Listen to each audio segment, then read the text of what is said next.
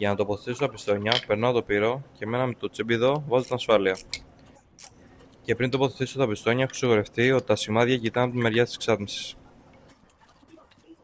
Πρωτού τοποθετήσω τα χιτόνια, έχω ήδη λαδώσει το εσωτερικό που θα περάσει το πιστόνι και έχω βάλει κόλλα 3Bond 12-15 στα σημεία που θα πατήσω τα χιτόνια.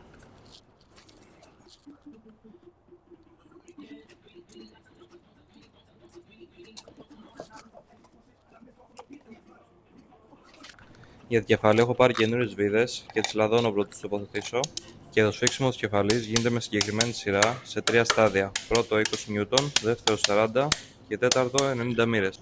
Έχω αλλάξει και την καδένα και για τη βίδα του βολάν χρησιμοποιώ 30 νιούτον και έχω βάλει και κόλλα σπυρωμάτων.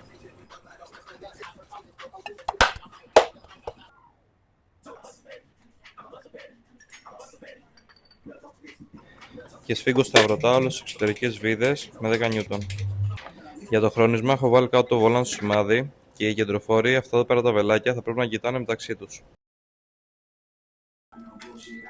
Για το καπάκι των βαλβιδών, βιδώνω σε συγκεκριμένη σειρά στα 10 νιούτον.